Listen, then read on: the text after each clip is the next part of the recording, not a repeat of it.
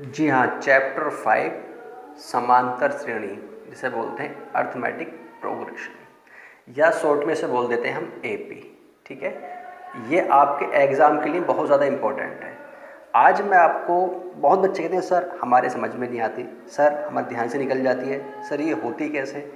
इस basic video को देख लीजिए, एक एक बात ऐसे समझाऊंगा चैप्टर के अंदर। अगर आपने इसको देख लिया तो आधे से ज़्यादा एक्सरसाइज को बिना बिना टेंशन लिए देखते ही उसका आंसर निकाल देंगे। तो ध्यान से देखते रहिए, वीडियो को पूरा देखें, लास्ट तक देखें, तभी आपको ये समझ में आएगी। और साथ में यदि चैनल को सब्सक्राइब नहीं किया है तो सब्सक्राइब कर लीजिए, साथ में जो बेल का आइकन आ रहा है उसको भी दबा दीजिए, जिससे अगर कोई वीडियो डालता हूँ तुरंत आपको मिल जाए। ठीक है, और देखिए समांतर श्रेणी एपी होती क्या चीज़ है। देखिए एक फॉर्मूला होता है, ध्यान से समझते रहिए और उन्हें बाद में नोट कर लेना। देखिए हमारे पास होता है समांतर, हम बोल देते हैं समांतर श्रेणी का, ठीक है, एनवां पद। कौन सा पद? एनवां पद। अब एनवां पद क्या होता है भाई? एनवां पद का मतलब होता है, जैसे समझ लीजिए मैंने माना 1 2 3, कहाँ तक हमने माना एन पद तक लिख लिया। एन पद, एन का मतलब उसमें कोई भी नेचुरल नंबर हमारा आ सकता है, नहीं प्राकृतिक संख्या आ जाती है, वो चाहे 10वां पद है, 100वां, 1000, लाख, 10 लाख, करोड़, कितना भी हो, यानी एन का मान कुछ भी हो सकता है, हमें नहीं पता एनवां पद। तो हमने मान लिया समांतर श्रेणी का एनवां पद। तो हमारे पास एक फॉर्मूला होता है, क्या लिख देते हैं उसको? लिख देते हैं कि ए एन बराबर a plus n minus 1 into d. ये हमारा होता है जी फॉर्मूला। अब ये फॉर्मूला होता क्या है अब समझ लीजिए। अब समांतर श्रेणी की पहचान क्या है, इनका यूज़ क्या है, इनमें क्या क्या चीज़ें होती हैं समझा देता हूँ। देखिए इसको बोल देते हैं समांतर श्रेणी का एनवां पद, इसको। अब ये हमारा समांतर श्रेणी का एनवां पद। अब देखिए इसको क्या मैं या तो ए एन से दिखा दूँ, या इसको ऐसे टी एन से दिखा दूँ, ठीक है, या मैं इसको एल से दिखा दूँ, ये हम दिखा सकते हैं। अब देखिए ये इसमें ए क्या चीज़ होती है? ए होता है हमारा प्रथम पद, यानी कि फर्स्ट टर्म्स होता है। क्या होता है हमारे पास में? फर्स्ट टर्म्स होता है। देखिए डी क्या होता है हमारे पास? होता है सर्वांतर। सर्वांतर मतलब, ठीक है, या कॉमन डिफरेंस बोल देते हैं। अब इसका मतलब क्या होता है? इसका मतलब है हमारा कि सर्वांतर, यानी जिसे डी से दिखाते हैं, डी बराबर मतलब है कि हम क्या करेंगे, दूसरा पद माइनस पहला पद, दूसरा पद माइनस पहला पद। ध्यान से समझते रहिए, आपको एक बात बहुत अच्छी तरीके से समझ में आ जाएगी। अब ये होता क्या है, किस तरीके से होता है, समझा देता हूँ। देखिए हमारे पास हमने माना एक हमारे पास श्रेणी दे दी, ठीक है, क्या दे दी हमने? एक श्रेणी दे दी, मैंने माना दे दी 1 3 5 7 डॉट डॉट डॉट इस तरीके से। और मैंने बोला उसका 10वां पद ज्ञात कीजिए। क्या ज्ञात कीजिए? 10वां पद ज्ञात कीजिए। 10वां पद कौन सा होता है? तो देखिए 10वां पद के लिए मैंने क्या बताया आपको? पहला पद, प्रथम पद, फर्स्ट टर्म्स जो भी श्रेणी का दिया होगा, तो हमारे पास ये क्या होता है? ये पहला पद होता है। क्या होगा हमारा? लिख देंगे ए बराबर क्या? पहला पद, यानी कितना? 1 है। क्लियर? अब हमारे पास डी की वैल्यू आती है, तो डी बराबर क्या करेंगे? मैंने बताया था दूसरा पद माइनस पहला पद। अब दूसरा पद कौन सा हमारे पास में? 3, और पहला पद कौन सा? 1, बराबर कितना आया? 2 आ गया। अब देखिए यहाँ दिया 10वां पद, यानी किसका? ये एन का मान है, एन बराबर कितना? 10वां पद निकालना है हमें। कौन सा पद? 10वां पद निकालना है। अर्थात कहने का मतलब यह है कि ये हमारा पहला पद, दूसरा पद, तीसरा पद, चौथा पद, इसी तरीके से हमारा 10वां पद कौन सा होगा? जैसे हमारे यहाँ पर 7 ही चौथा पद है, तो 10वां पद का कोई ना कोई वैल्यू होगी। अब चाहे वो 18, 19, 20, 2100, 200, 300 कुछ भी आ सकती है, वो कौन सी होगी? अब देखिए मैं बोल दूँ 100वां पद, तो मैं ऐसे लिखूंगा तो बहुत देर हो जाएगी ना लिखते लिखते, तो हम इस फॉर्मूले में मान रखेंगे और हमारा आंसर आ जाएगा। अब देखिए एक बात बता दूँ, एक समांतर श्रेणी की पहचान भी होती है हमारे। इसके अंदर एक समांतर श्रेणी है, एक होती है हमारी एपी, एक जीपी, एक एचपी, ये 3 तरह की होती हैं। अब पहचान करनी है हमें एपी की, तो मैं आपको बता दूं पहचान क्या है हमारी। समांतर श्रेणी ये है या नहीं है, कैसे पहचान करेंगे? देखिए जब भी हमारा क्या हो, इनका कॉमन डिफरेंस यानी अंतर समान आए, यानी कि हमारा डी की वैल्यू क्या है? समान आए, चाहे वो पहला पद से निकालें, दूसरे, तीसरा, चौथा, कहीं से भी निकालने, यदि समान आता है तो हमारा समांतर श्रेणी है, समान नहीं आता है तो समांतर श्रेणी नहीं है। कैसे? देखिए मैंने दूसरे पद में से क्या निकाला? पहला पद कितना आया? 2 आया। यदि मैं क्या करूं, तीसरे पद में से दूसरा पद निकाल दूं, निकालो, 5 माइनस 3 बराबर कितना आया? 2, समान आ गया। और पहचान कर लीजिए, यदि मैं क्या करूं, चौथे पद में से क्या करूं, यानी चौथे पद में से यानी अगला वाला पद निकालता हूं, यानी तीसरा पद हमारे पास कितना? 7, ठीक है, -5, तो कितना हमारे पास में 2 आ गया। तो मीन्स कहने का मेरा यह है अर्थात कि जब भी इसका कॉमन डिफरेंस होगा, जो डी का मान होगा वो श्रेणी में, चाहे वो 1000 पद से निकालूं, चाहे 1,00,000 पद से निकालूं, 100 से निकालूं, 1 से निकालूं, 2 से निकालूं, किसी से भी निकालूं, क्या होगा इसका जो कॉमन डिफरेंस है, जो उसका अंतर है, जो सर्वांतर है, डी हमेशा समान आएगा। यदि समान आता है तो वो क्या हमारा समांतर श्रेणी में है अर्थात एपी में है, यदि समान नहीं आता है तो एपी में नहीं है। इट इज़ क्लियर, आपको अच्छी तरीके से समझ में आ गया होगा। अब देखिए इसी तरीके से हम चाहिए 10वां पद याद कीजिए। अब 10वें पद के लिए हमारे पास क्या है, देखिए a10, हमारे पास फॉर्मूला क्या ये तो था कि an बराबर a plus n minus 1 into d, ये बताया मैंने। तो an का मतलब 10वां पद निकालना, कौन सा है, बराबर a की वैल्यू कितनी हमारे पास में यहाँ पर 1 प्लस n की वैल्यू कितनी है, n की 10 माइनस 1 इंटू डी की वैल्यू कितनी है 2। अब सॉल्व कर लीजिए तो 1 प्लस 9, इन 10 में से एक जाएगा तो 9 गुणा 2, तो कितना हमारे पास 1, 9 दूनी 18 बराबर कितना है हमारे पास 19 आया। यानी कि जो इसका कौन सा पद है, हमारा जो एपी का जो 10वां पद है वो कितना है, 19 है। क्लियर, आपको समझ में आ गया होगा कि किस तरीके से हमने इसको निकाला। यानी अर्थात हमारे पास जो इस तरीके से हम गिनते जाएंगे, जो उसका हमारा 10वां पद होगा वो कितना होगा, 19 होगा। अब देखिए इसी तरीके से मैं बोलूँ इसका 20वां पद याद कीजिए, तो n बराबर क्या हो जाएगा, केवल श्रेणी तो हमारी यही होगी। इस श्रेणी के लिए अगर बोलो 20वां पद कितना होगा, तो 20वां पद के लिए n का मान कितना हो जाएगा, बस केवल 20। तो लिख देंगे कितना यहाँ पर कि a20 बराबर 1 प्लस, क्योंकि a की वैल्यू हमारे पास कितनी है 1 ही है, और n की जगह 20 माइनस 1 इंटू कितना हमारे पास में 2, तो 1 प्लस, देखिए कितना 19 बचा गुणा 2, तो 1 प्लस 19 दूनी 38, कितना हमारे पास में 39 आ गया। तो क्या हुआ, हमारे जो उसका 20वां पद है वो कितना है, 39 है। तो इस तरीके से हमसे वो कोई सा भी पद पूछे, बस केवल क्या होगा, यहाँ श्रेणी चेंज होगी, बस अंतर होगा क्या कि इनकी संख्याएं अलग होंगी, और आप आसानी से इस फॉर्मूले को लगाएंगे निकाल सकते हैं। देखिए इसी तरीके से अब एक फॉर्मूला बताऊंगा, एक इसी श्रेणी से एक रूल्स ध्यान से समझे, उसमें क्या होगा। देखिए यदि यही हमारा ऐसे ना लिखकर ऐसा आ जाता है कि हमारे पास जो श्रेणी दी हुई है वो क्या दी हो, श्रेणी हमारे पास में कि श्रेणी बराबर दे रखा हो उसने कि 1 3 5 7 डॉट डॉट डॉट, वहाँ क्या रहेगा 10वां पद। तो कौन सा, ऐसे लिखा कौन सा पद, ठीक है, हमारा क्या है, कौन सा पद हमारा 19 है, ठीक है, कौन सा पद हमारा 19 है, कौन सा या कौन सा वा, कौन, ठीक है, सा वा पद, वहाँ पद 19 है। इस तरीके से लिख कर आ जाए। भाई सवाल में बहुत चेंजिंग नहीं है, बहुत अंतर है, देखिए आराम से, बहुत सिंपल है। ऐसे करा के इस श्रेणी का 10वां पद यहाँ क्या रखा, कौन सा वा पद 19 है या कौन सा पद 19 है, बात वही है, सवाल वही है, रूल वही लगेगा। अर्थात क्या है इसमें, मैंने बताया था कि an बराबर a plus n minus 1 into d, ये हमारा फॉर्मूला होता है। अर्थात मैं कह सकता हूँ इसको, मैं चाहे l लिख दूँ इस तरीके से, an लिखूँ या l लिखूँ, बात दोनों की हमारी क्या है, एक ही है। अब हमारा क्या है, कौन सा वा पद 19 है, या ये श्रेणी ऐसे लिख कर आ जाए कि श्रेणी दे दे हमसे कि 1 3 5 7 डॉट डॉट डॉट, यहाँ 19 दे दे, कौन सा पद, ठीक है, कौन सा पद है, कौन सा वह पद है, ऐसे लिख कर आ जाए।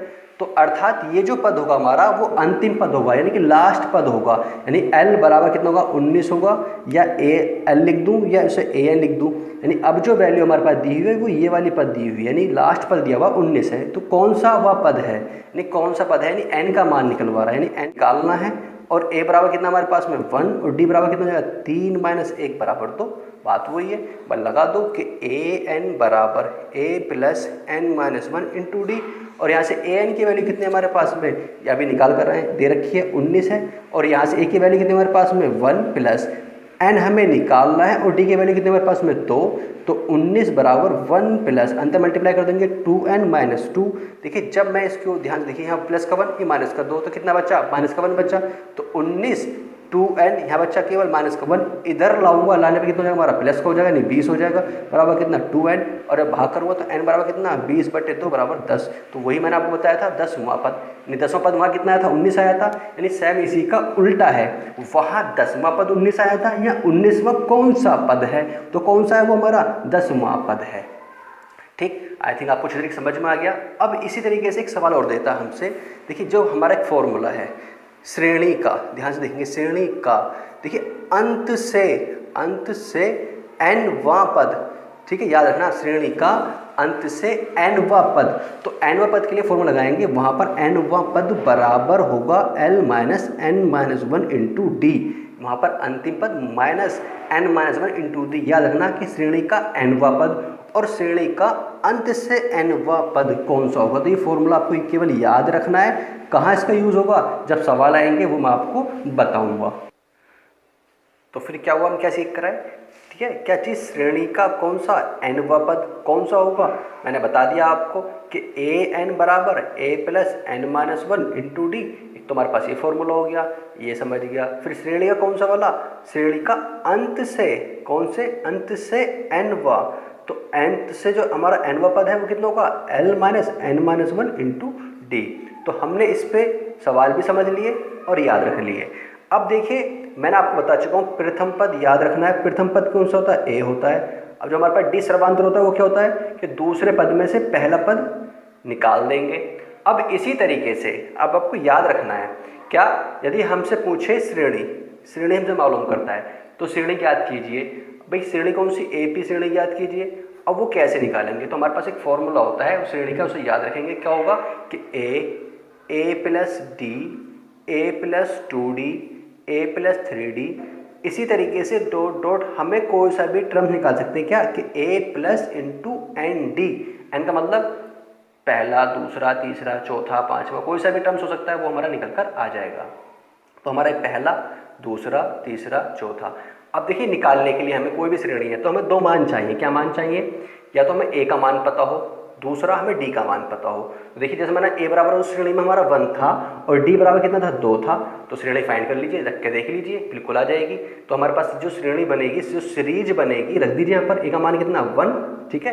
तो 1 प्लस कितना, डी की वैल्यू कितनी है 2, यहाँ पर कितना 1 प्लस 2 गुणा डी की वैल्यू कितनी है 2, ऐसी 1 प्लस 3 गुणा 2। तो देखिए कितना है हमारे पास में 1, 3 बन गया, 1 और 2 3, यहाँ पर कितना 2 दूनी 4 1 5, 3 दूनी 6 1 7, तो डॉट डॉट क्या हमारे पास में श्रेणी बनकर आ गई। तो इस तरीके से हम क्या कर सकते हैं, कोई भी श्रेणी फाइंड कर सकते हैं। कब, जब हमें ये बोले ए और डी का मान दिया हो और हमसे श्रेणी याद कराए, तो इस फॉर्मूले के अंदर श्रेणी रख देंगे और हमारी श्रेणी याद हो जाएगी। अब इसी तरीके से हम एक चीज़ और निकाल सकते हैं। क्या, देखिए ध्यान से, यदि हमारे पास कोई श्रेणी दे रखी है, मैंने माना ये श्रेणी बनकर आ गई, या तो आप इस फॉर्मूले के अंदर जो मैंने बताया यहाँ रख दीजिए, और यदि नहीं रखते हैं क्या, और आपको श्रेणी दी हुई है और हमसे आगे के 2 टर्म्स, 3 टर्म्स, 4 टर्म्स, यानी आगे के 5 पद, 6 पद, 10, कुछ भी कितने भी पद मालूम करें, तो मैंने माना यहाँ पर कितना 1 2 3 4, तो 4 पद हमारे पास आ चुके हैं। हमसे कहीं 5 पद निकालिए, तो मैं लिख दिया A5 कैसे निकालूंगा। तो क्या करना, आपको एक बात याद रखनी है, हर पद में डी का मान जोड़ देंगे, क्योंकि डी का मान समान होता है ना। तो डी का मान कितना होगा इसका, इससे निकाल लीजिए, 3 में से 1 गया 2, 5 में से 3 गए 2, 7 में से 5 गए 2, तो डी बराबर कितना हमारे पास में 2। तो बस जब भी हमें अगला पद निकालना हो किसी भी श्रेणी का, जैसे मैंने इसका अगला पद निकालना है, तो साथ में क्या कर देंगे, उसका डी जोड़ देंगे, सर्वांतर जोड़ देंगे, तो 7 और 2 कितना, हमारे पास कितना 9 आ गया। तो ये अगला टर्म्स कितना 9।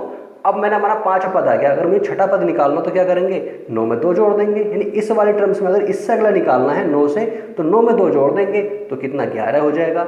अब इसी से अगला निकालना हो, हमें 7वां टर्म्स निकालना हो, तो क्या करेंगे, A7 11 में 2 जोड़ देंगे, तो इस तरीके से हमारा कितना 13। तो इस तरीके से हम इसके और भी पद फाइंड कर सकते हैं, यानी उसके पद निकाल सकते हैं। तो क्या करा हमने, उसमें केवल डी जोड़ दिया, या तो डायरेक्टली ए और डी की वैल्यू निकालकर, ए और डी की वैल्यू निकालकर, जैसे ए का मान इसका हमारा कितना है 1 है और डी की वैल्यू इतनी है 2, और जितने ही पद निकालने सब इसके अंदर रखते चले जाइए, आंसर आ जाएगा। इस तरीके से श्रेणी बन जाएगी। या ये पद ज्ञात है, उससे आगे के निकाल ले तो उसमें केवल डी जोड़ते चले जाइए, तो बात दोनों की एक ही है, आंसर इसी तरीके से समान आएगा। ठीक है, अब एक इसी तरीके से, ये तो हमने बता दिया नॉर्मली, ठीक है। बाकी जो सवाल आपके चैप्टर वाइज आएंगे उसके अकॉर्डिंग करेंगे, बस मैंने आपको बेसिक रूल्स बताएं, इन्हें अच्छी तरीके से तैयार कर लें। अब देखिए एक और बता देता हूँ आपको योग वाला, बाकी बताएंगे एग्जाम में जब आपकी एक्सरसाइज कराएंगे हम।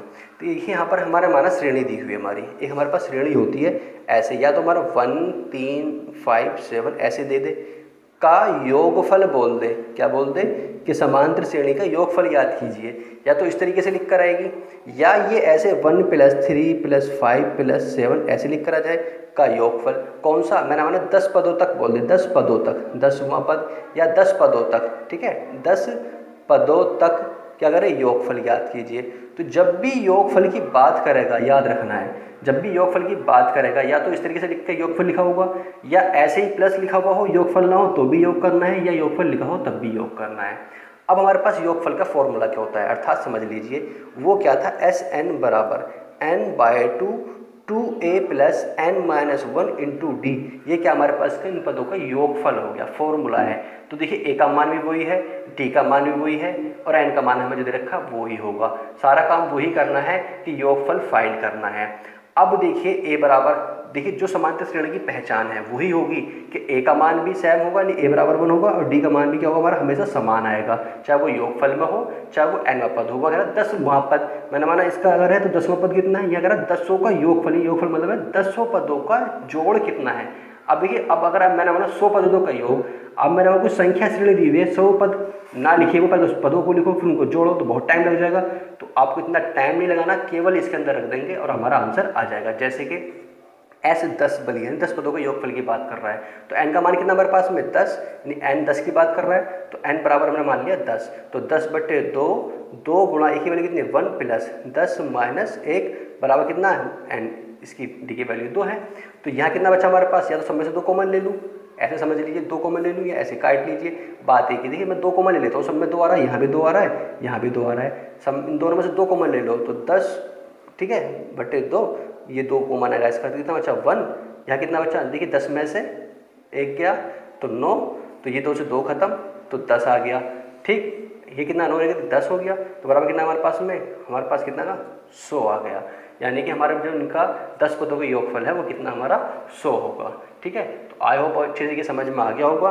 तो आज बेसिक बातों में केवल इतना ही, बाकी बताएंगे आपको एक्सरसाइज में, बहुत सारी बेसिक बातें उसमें भी आएंगी, और आपने इतना कर लिया तो एक्सरसाइज के अंदर लगभग आधी एक्सरसाइज आप बहुत आसानी से कर पाएंगे।